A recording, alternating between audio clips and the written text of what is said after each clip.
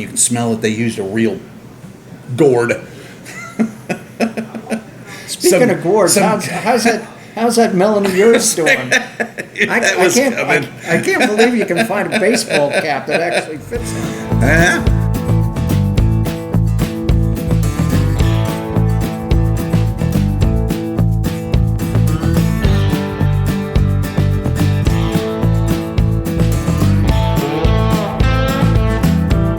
Coming to you from the Beer to Whiskey Studios on the taproom floor of Greenville Beer Exchange, or GBX as some of the cool kids call it, on Lawrence Street in glorious downtown Greenville, South Carolina.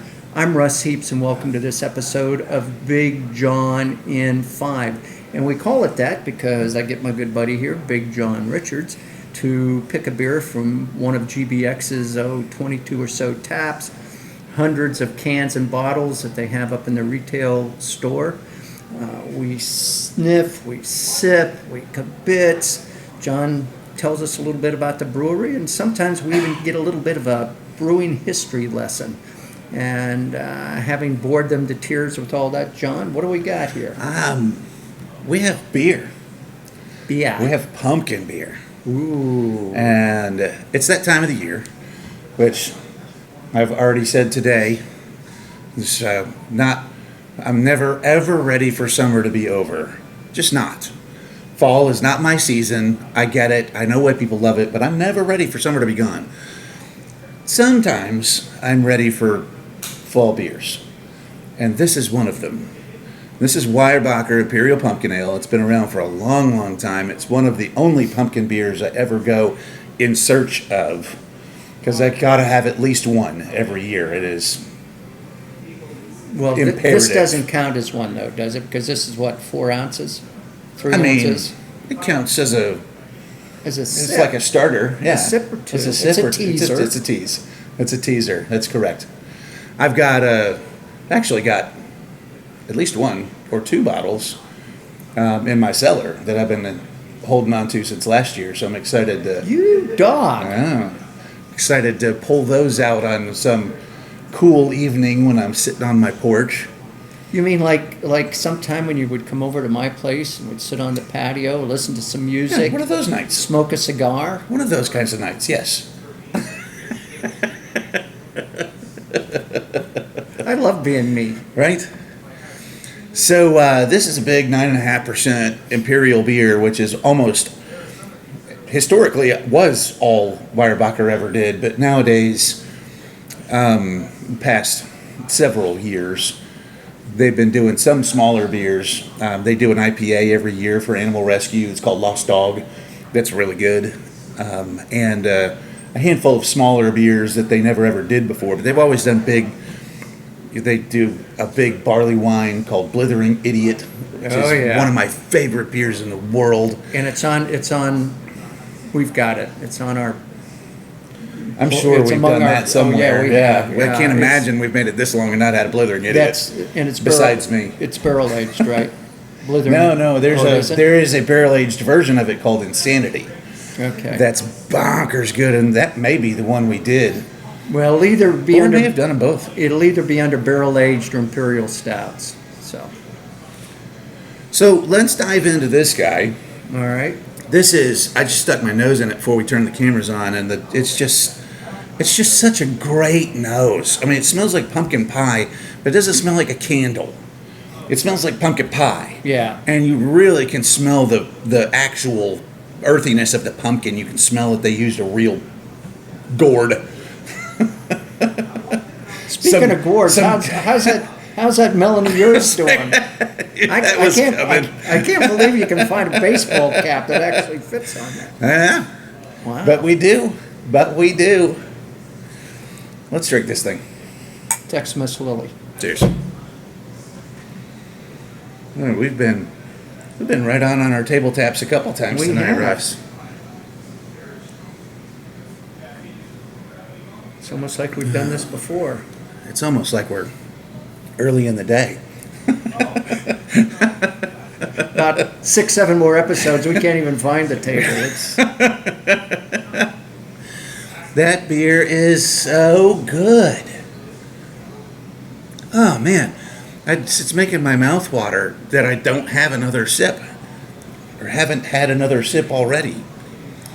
Maybe I imagined it, but I think on the in nosing it, I think you're 100% right. It isn't pumpkin. It's pumpkin pie. Yeah. You can smell the crust. You can smell the pumpkin. You Yeah. can smell the nutmeg and allspice and whatever else is in Yeah, there. you can. You're 100% right. You can smell all the spices. They're all there. I remember, and this is in no way casting any stones or aspersions on any other beers, but another brewing company makes another beer that's very famous. That's another big imperial pumpkin beer. And I remember one very specific year. They're all a little different every year because pumpkins are. But Speaking of pumpkins, this could go on for days. I remember one specific year that just couldn't even. I tried to pour myself one and I couldn't drink it because it smelled like a Yankee candle. It's like the nose is so overpowering that I can't get into the beer.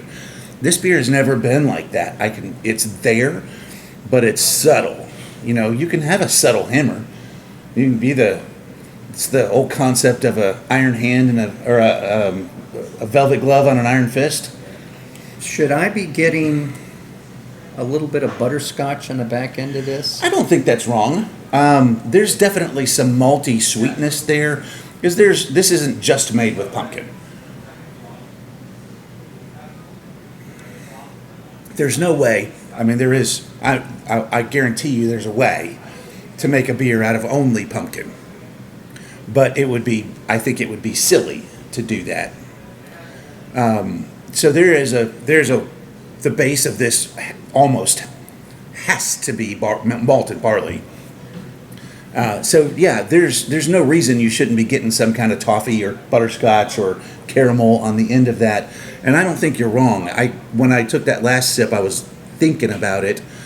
And you get all the pumpkin up front, and then it dries up, and I got all the baking spice on the end, all the like nutmeg, and I think even some ginger, some allspice back there. There's a little bit of bite, and then I got that sort of Way back in the roof of my mouth. yeah, way back in the back, little toffee, little butterscotch. I like this. It's a fun beer, man. I don't know that for me there's a better pumpkin beer on the market than that one. Well, you're a big Weyerbacher fan anyway. I am. I've said it before. Gun to my head.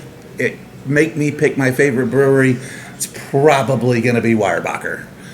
I just lamented off camera that I just drove probably within 15 minutes of their brewery back in May, and didn't occur to me that I was anywhere near it. But I actually had to go while I was doing my homework. Had to go look at where Easton is on the map because I couldn't quite remember where it was, and I thought it was over closer to Harrisburg. But I pulled it up and then kind of zoomed out, figure out where I was, and it's like right next to Bethlehem and Allentown. It's like Allentown, Bethlehem, Easton. I'm like, I drove right through there. I probably could have thrown a rock while we were driving by and hit the brewery. And it didn't even occur to me that I might be that close as we were driving through. We would have had to make it an unscheduled stop, but I guarantee you I could have gotten Joe to stop at Weyerbacher Brewery with me. Does PPP mean anything to you? Proper prior planning? Piss poor planning. Oh. So That we was used to... piss poor. See, That's what I would refer to as piss poor planning. What? PQ. In the Marines, we had the 7 Ps. The 7 Ps are proper prior planning prevents piss poor performance. So yes, consider me scolded. So it's the 7 Ps. You, It's the 7 hit Ps. you hit the whole 7P Yes. thing. Wow. Anything else? I don't know. That's so 1995 from Weyerbacher. They're 20. I looked at their site. 28 years. They're getting ready to celebrate 30. I got to make a that'd trip be up big- there that'd be a because big- right. That'd be a big party. Yeah, I bet. I can't wait. I'm going to go. I'm going to go. You know what? You don't discount that because he blurted out one day that he was going to go to Belgium. And by God, the next year he went to Belgium. Still recovering. And he's still recovering, and so is Belgium. Right. So damn lucky. See you next time.